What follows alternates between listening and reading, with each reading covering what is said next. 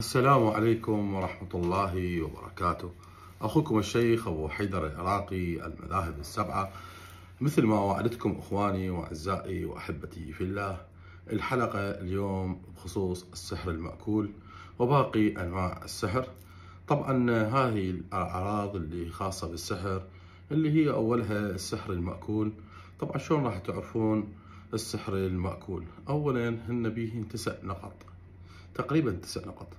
اولا هو دائما اكو مغص او اضطراب دائم بالمعده، يعني اكو مغص دائم، مغص مو طبيعي، اضطراب دائم بالمعده مو طبيعي.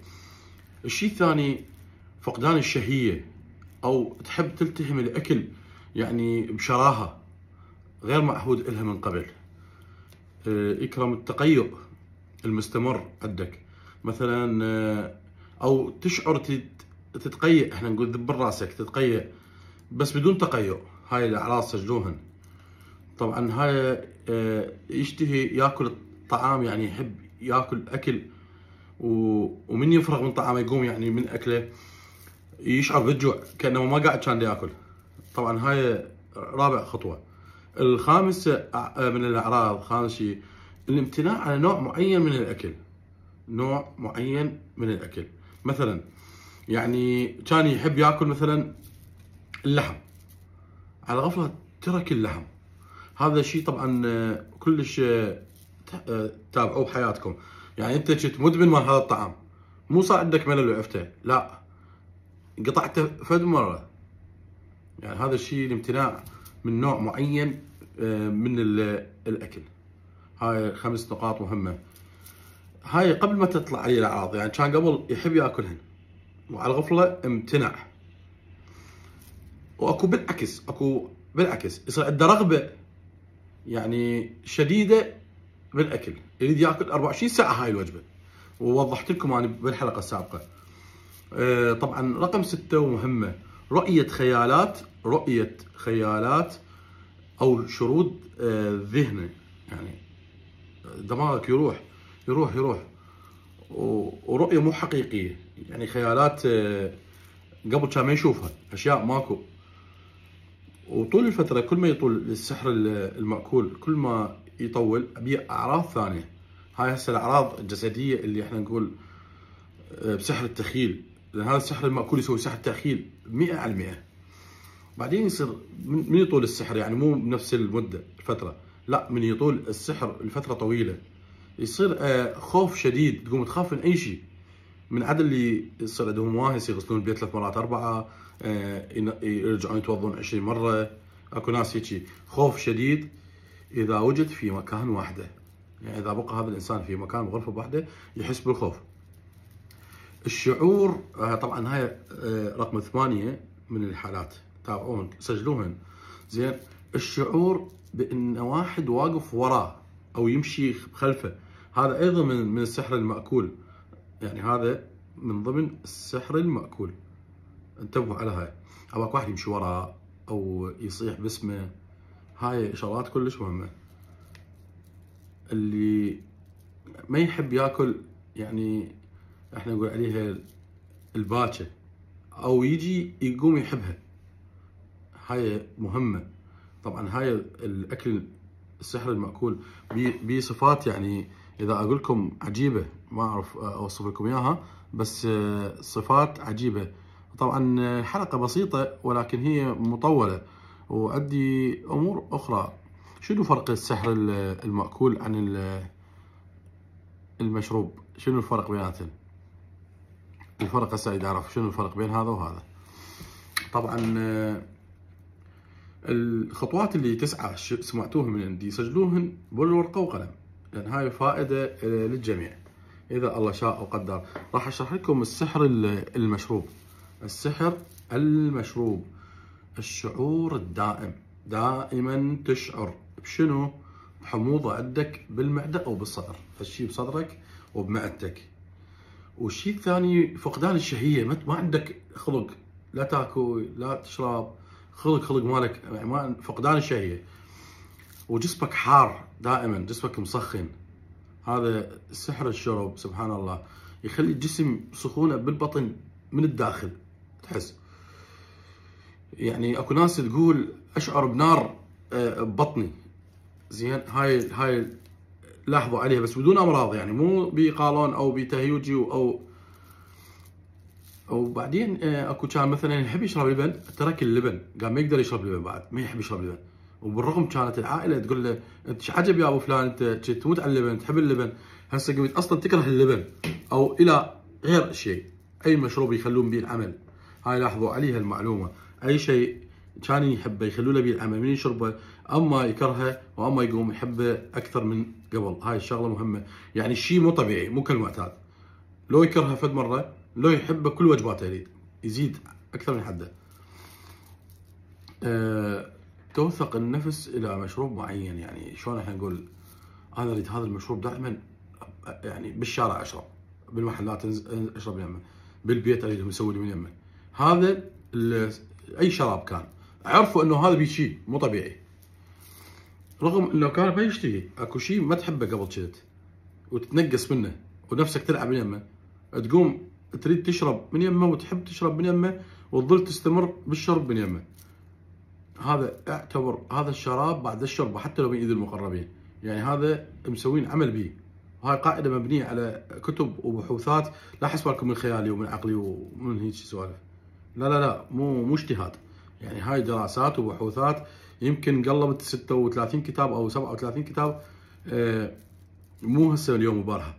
يعني شلون بدنا نعالج الناس؟ احنا عندنا نعرف هذا شنو المأكول وهذا شنو المشروب وهذا غير.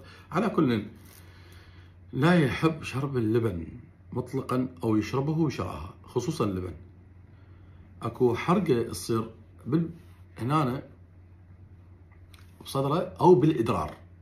الادرار دائما ادرار، ودائما مختنق اباك روحه تنقبض منه، خنقه قويه، بالرغم ماكو مرض، يعني ماكو مرض طبي.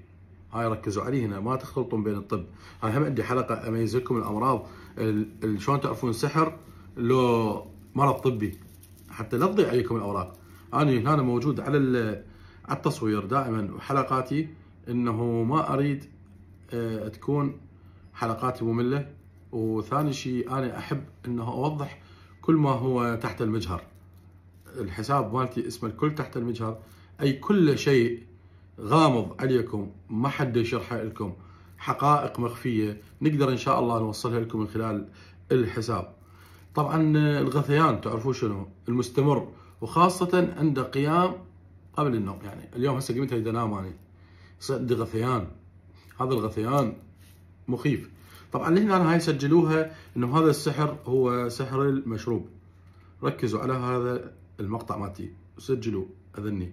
هذني الحالات اذا بيكم، فكل واحد يعرف الحاله اللي بيه. اما نيجي على السحر المرشوش، طبعا يشعر ابو السحر المرشوش باشياء، يعني بألم برجلات. شايف الكرشه مال الرجل؟ ألم، احنا نقول ألم بالساقين، تمام، او تنمل لفترات طويله، يعني ويشعر بالارهاق من اقل جهد. يعني لو يصعد درج، مو درج، لو ينام يعني يطلع من غرفه لغرفه يحس انه هو كان دا يشتغل وتعبان. تشنج القدمين على فترات طويله، وبين فتره وفتره تشنج الاقدام. طبعا اكو شيء هم اوضح لكم عليه. اكو دوالي طبيعيه واكو دوالي من سحر الرش. انتبهوا على هذا الكلام. ظهور انتبهوا على كلام، ظهور دوالي الساقين في وقت قصير وبشكل مقزز للنفس. يعني نفسك تلعب منها وبسرعه طلع الدوالي، يعني لا انت مسوي شغلات اللي تستحق تطلع بها دوالي الساقين، زين، وتلعب النفس بين قوسين هيك يقولوا لها. والالم مال المفاصل، الم المفاصل 75% من سحر الرش، قسم، هذا قسم بالله، زين، على حسب الدراسات والكشوفات، من عدا العلل، من غير العلل طبيا. يعني تروح تسوي فحص طبيا ما بك شيء، 75% اعتبر انه اكو سحر رش. هاي طبعا اريدكم تحفظوهن وتسجلوهن، لان اكو حلقه وراها ان شاء الله تبين لكم شنو الطب وشنو السحر، شلون تعرف هذا سحر وهذا طب. هذني من راح يكون عندك انت، ومن تكشف الواحد من هذول النصابه اللي يقول لك انت بيك سحر دفن وانت ما بك هاي الاعراض، فاعترف انه واعلم انه هذا نصاب وما يفتهم وكذاب كذاب. اي واحد يقول لك سحر دفن وما بيك هاي الاعراض فهو هذا كذب، واذا هذني كلهم ما بيك فهذني مو موضوع سحر بيك، ممكن نظره، ممكن عين، ممكن ترعه، ممكن مس عاشق، ممكن تحرش، انا كله راح اذكرك اياهم. اذا كل شيء ما بيك فهو راجع طبيب نفساني، لان هاي قواعد مبنيه على اسس علميه ودراسات وبحوثات وجامعات. يعني مو تقول مثلا حكي هيك، لا كلام عند الله يشهد عليه. واكو يعني اكو شغلات لازم تعرفوها انتم، يعني اكو شغلات لازم اوضحها لكم لاسباب معينه. يعني بعد ما انت لا سامح الله انه ابو سحر المرشوش يصير عنده تشنجات بالقدمين، بالقدم. قبل شوي احنا قلنا الشعور بالالم بالساق، الم وجع، تشنج هنا بالقدمين، ظهور دوالي بوقت قصير، يعني مو الواحد يطلع له دوالي وشكلني يلعب النفس، مو دوالي طبيعيه. هاي يهمنا. الم المفاصل، اذا سويت فحوصات مال المفاصل وما بيكون فاصل ووجع مفاصل فهذا سحر مرشوش حتما. دراسات عندي من تجي تناقشني اراويك المصادر. انا هسه يعني كلامي كلام عليه اسس علميه ودراسات وبحوثات، تمام؟ هذني سجلوها ليمكم لانه اشياء مهمه لكل واحد حتى يعرف شنو بيه. زين، كثره الاحلام بالماء، يحلم بالمي هوايه. احنا اهلنا يقولون والله حلم بالمي رزق، جاي رزق هوايه، بس مو هذا المي القليل، كالبحار كالانهر والترع. الترع تعرفون شو الترع؟ زين، يعني حتى الحمامات والمصارف الصحيه وغيرها وغيرها الى هوايه، حتى الشلالات مال المي. اذا واحد شاف بالحلم شلال مال المي، انا اعطيكم شيء تفسير روحاني لسحر الرش، مو تفسير يعني احلام عاديه. زين، الحلم بالماء، الماء شنو هو؟ مو مي شرب، لا، ببحر، بشلالات، بترع، زين، بانهر، يعني حتى البرك، حتى البرك. يعني اكو امور شلون نقول مبينه يعني هذني ذكرتهن حافظوا عليهن كتبوهن، لان هذني هن المهمات. اذا لقيتهن بالحلم فهذا سحر رش. زين، وتجيك ايام، يعني تجيك ايام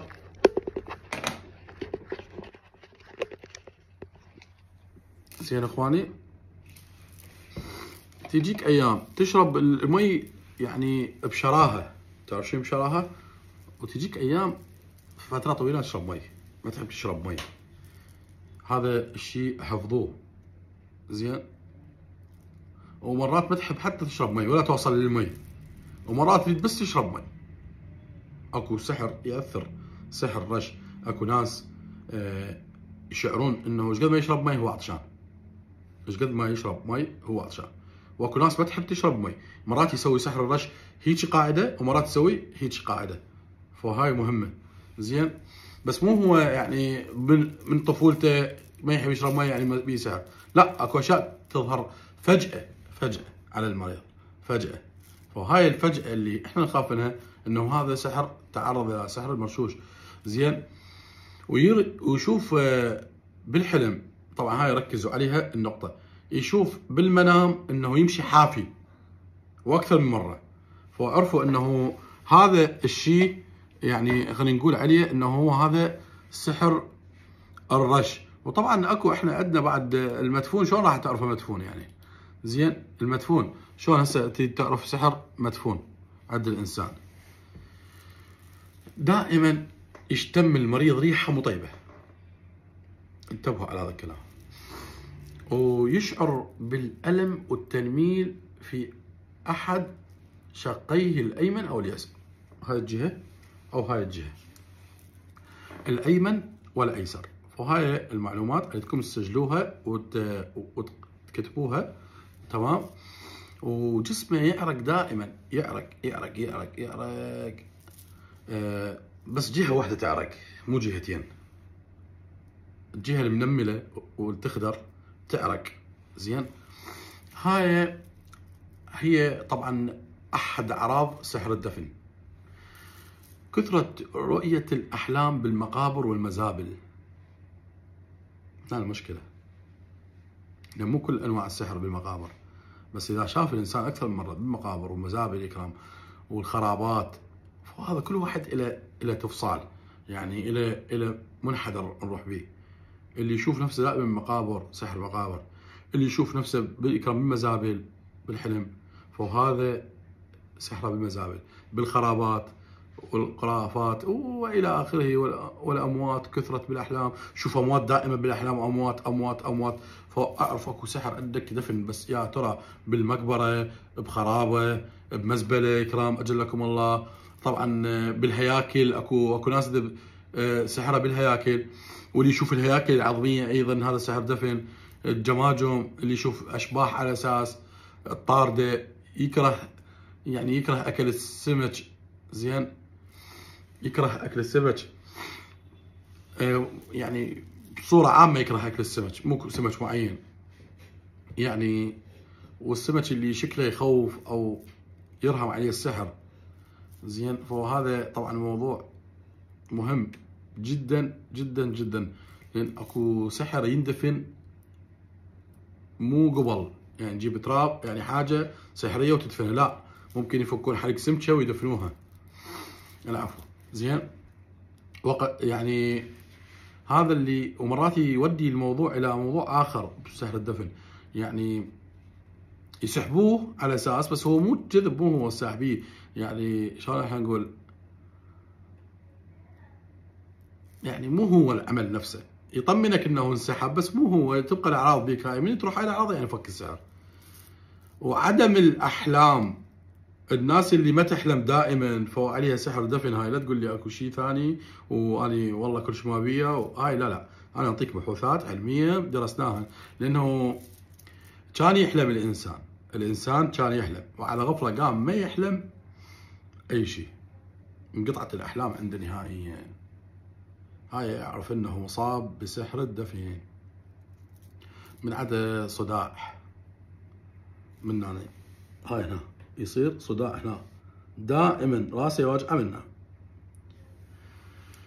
والنخاع، المشكله يصير بالنخاع، لان هذا يسكن على الجسد الاثيري خارج النخاع من فوق، يعني يصير مستطيل، زين. هذا احنا من نعالجهم نعرف وين يسكن على الجسد الاثيري، بنصرفه، نعرف شلون نصرفه، زين.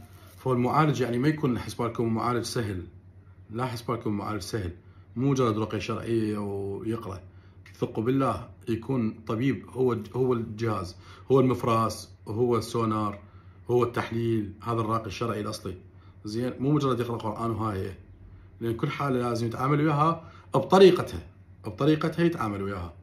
هذا الشيء طبعا مهم. الخوف الشديد من دون مبرر، يعني ماكو شيء يخوف وانت خايف 24 ساعة تفكر بالموت، يعني مو التعبد، هذا التفكر بالموت شيء واقعي، يعني مو 24 ساعة تفكر انت بالموت، حياتك كلها موت، لا، انا احكي على شيء مبالغ به،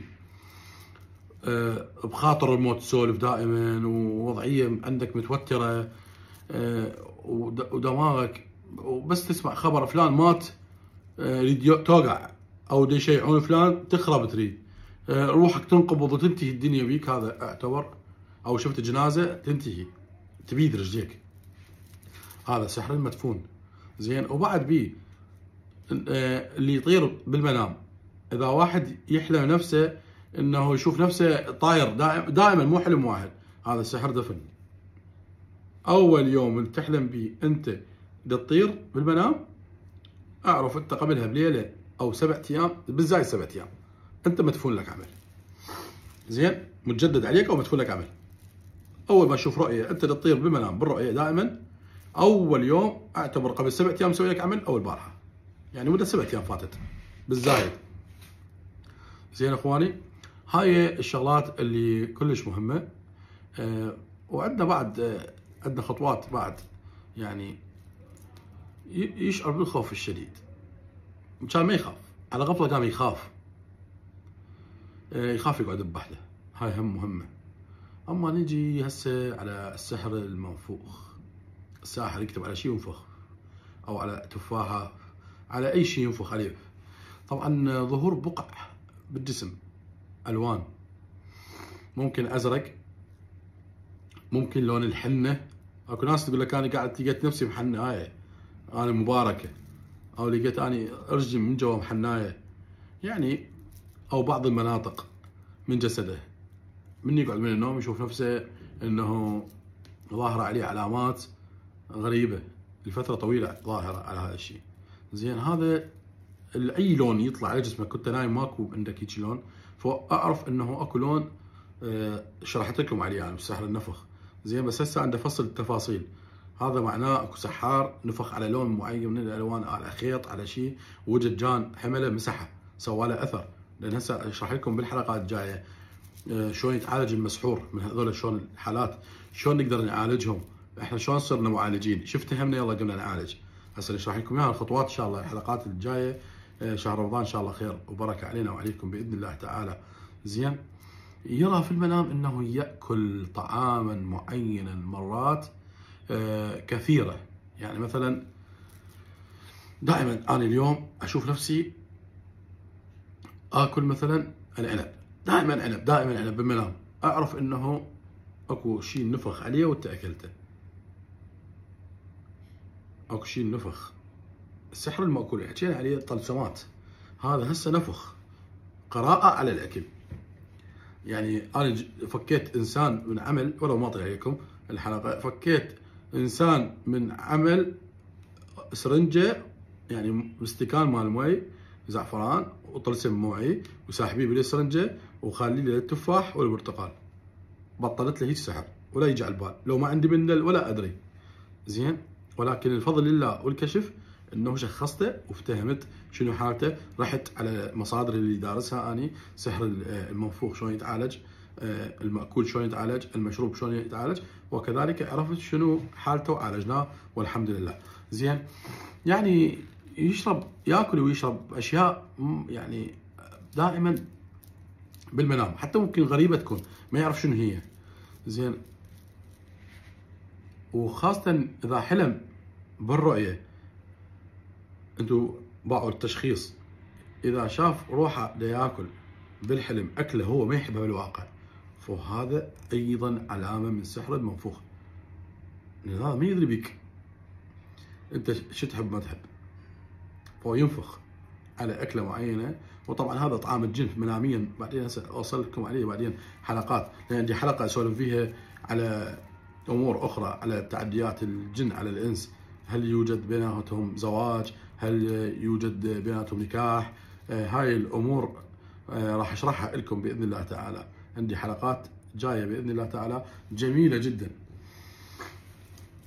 زين اخواني، فهو احنا عندنا امور تتعلق بالسحر المنفوخ، مثلا فقدان الشهيه للطعام، هذا ايضا من سحر المنفوخ. يعني متاعب غير معروفه سبب طبي، تروح تعبان جسمك تريد تسوي تحاليل كل شيء ما بيك، تريد تسوي اشعه كل شيء ما بيك، شو تريد تسوي حتى مفراس وانت ما بيك شيء، بس جسمك تعبان، جهاز الهضمي تعبان عندك. يعني هذني الامور اخواني شلون احنا نقول عليها، ما اعرف يعني شلون اوصف لكم اياها، اريد اوصفها. يعني تروح تسوي اشعات وتحاليل والى اخره، يعني ماكو اي فائده ماكو. زين هذا اعتبروه سحر منفوخ، لان سحر المنفوخ يخوف صدق، يخوف يعني، لانه ممكن ما يوصل لك حتى عن طعام، انت نايم شوف نفسك بالحلم تاكل، الجن يوكل الانسان. هاي الشغله شفناها يعني عند المرضى وعالجناها. اما نوصل الى مرحله السحر المعلق، اخواني السحر المعلق طبعا ينقسم الى امور يعني هوايه، تقريبا هن 5 نقاط او 10 نقاط، يعني اكثر شيء 10، بس ذني مقسمات يعني، لان هذا السحر المعلق بمحبه، سحر المحبه اكثر شيء يعلقوه. زين تعب وتوتر بالوجه، تعب وتوتر وهياج، يعني هايج، الريح يهيج، انه شلون الرياح، لان هاي كل ما تضرب الريح يهيج، تلقيه هايج ما تعرف شنو، اما بمشاكل اما بمحبه هايج. الشعور بحرقه دائمه وتنمل بالراس، وجع بالراس، وعدم تركيز لان هذا رياحي، سحر رياحي احنا نصيح له، سحر هوائي. زين، السحر الهوائي بامور غريبه، يحمل نوع من انواع الرياح، يوجع الراس، يخليك هائج، اما بمشاكل واما بمحبه، تموت على هذا الشخص ما تقدر تعوفه، وهيجان، عندك هيجان. زين، وما يحب ياكل الطيور كل انواعها، يعني حتى الدجاج ما يقدر ياكله، وقليل ياكل دجاج، واذا اكل يتاذى، حتى يتاذى من ريحه، يعني اذا شممت ريحه طير او ريحه دجاجه انتهى، يتقيأ. اكله يعني اكثر شيء خفقان، عنده خفقان في قلبه، يعني قلبه يصعد شلون كانما واحد راكض، دائما يشعر بجهد. سحر المعلق يخوف، انتبهوا على هذا الكلام. زين، سحر المعلق يخوف دائما، دائما يخوف، لان بيوصل للقتل، لان هذا هائج، ثور هائج، حشاكم ثور، السحر ثور هائج. زين، النص منهم الناس يقول لك لا، مثلا اني مرات تصير عندي هاي الحاله هيجان، يقول لك، فهذا الساحر اللي يشتغل له، شلون راح نقول، ساحر مو قوي. بس قبل كان هذا السحر يشتغل بهوايه، يعلقوه على شجر، ويعلقوه مثلا على مكان عالي بالسطوح، على الحبال، هسه يخافون على قولتهم الجنه والعمه، وواحده تدور على الاخ، واحنا نشوف هاي الحالات. يعني كان قبل يستهدفوه بكثره تظهر على المريض اعراض ومخيفه يعني. بس سحر المحبه هو اكثر شيء تعليق، يعني الناس اللي عندها سحر التعليق يعني اكثرها محبه، 75% 80% محبه. زين، سحر التعليق. اكو ملاحظه عندي، طبعا جتني فكره يعني براسي، الاعراض السابقه اللي حكيت بيهن هن مشتركه، اكو بيهن مشتركات. يعني مثلا عندي حالات، يعني عندي حالات منهن مشتركه، اللي هي مثلا اللي هو مثلا وجع الراس. مثلا اكو وجع راس طبي، واكو وجع راس مال سحر دفن، واكو مال التعليق. شلون نعرفهن؟ نعرفهن من خلال الراقي الشرعي. الراقي الشرعي عنده تفصيلات بعد اكثر، المعالج عنده تفاصيل بعد ما يقدر يحكيها، يتعلموها السحرة ما يتعلموها، يعلمون الجن مالتهم، يطلعون غير اعراض، فوق تفاصيل ما تنحكي على العام. هو يبقى الشيخ محتفظ بيها لنفسه، حتى من يوقع بيده ما يرحمه، لانه كل مجرم الله بيرحمه، هذول السحرة مجرمين. زين، شياطينهم مجرمين وانسهم مجرمين، يعني عقوبة الساحر وعقوبة الجن نفس الشيء. انا الجن من يجي يمي اريد اخرجه اجلده، سامع الجلد؟ القرآن يملخه، الجلد اقصد يعني بالتعذيب بالايات. زين، هذا الشيء يعني واضح مثل الشمس. اكو شغلات بعد هم عندنا، يعني ما الحلقه شويه صارت طويله عليكم، بس هي هاي يعني وصلنا للاخير تقريبا. يفرق المعالج بين السحر المأكول والمشروب، هذا لازم هو يعني شلون اقول لك، السحر الشيخ هو يميز بيناتهم.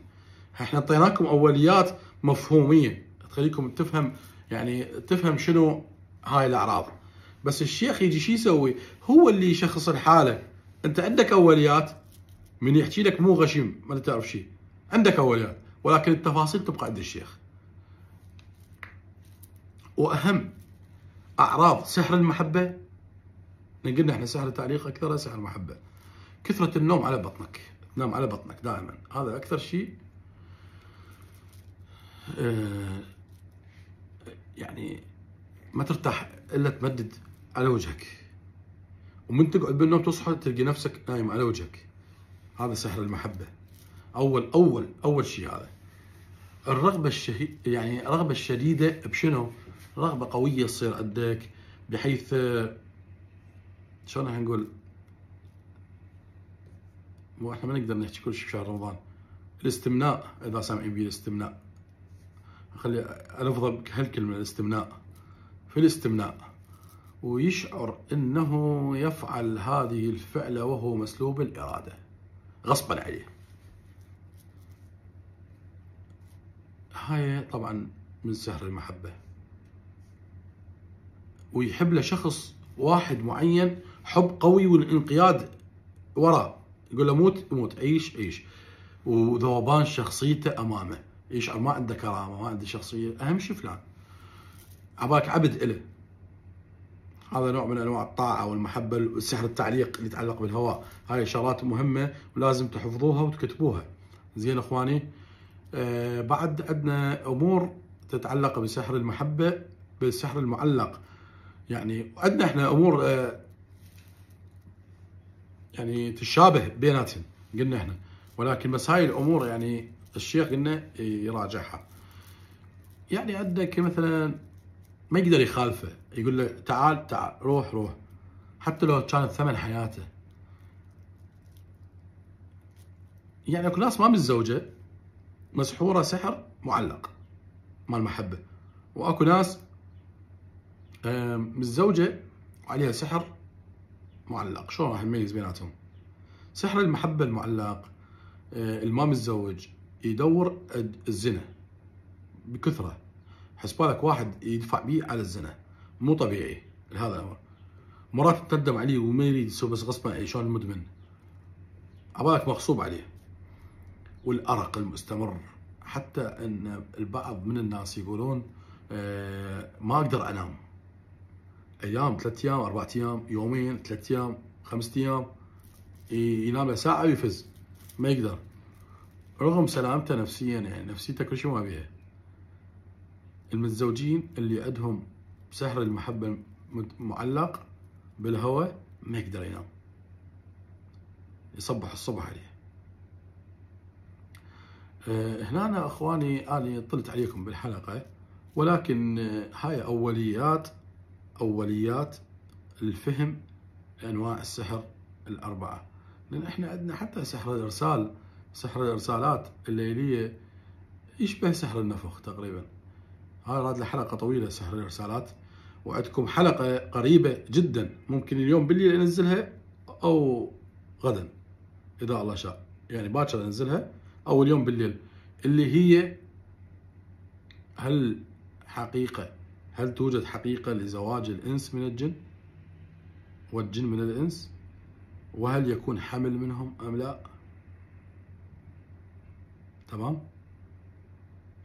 واثبات علميا نكرانه او وجوده، ولغويا نكرانه او وجوده، وروحانيا نكرانه او وجوده. تابعوني على حسابي بالفيسبوك اللي هو الكل تحت المجهر، وكذلك الكل تحت المجهر على اليوتيوب والانستغرام الكل تحت المجهر، وتيك توك الكل تحت المجهر. اخوكم الشيخ ابو حيدر العراقي، المذاهب السبعه للرقيه الشرعيه باذن الله تعالى. والسلام عليكم ورحمه الله وبركاته.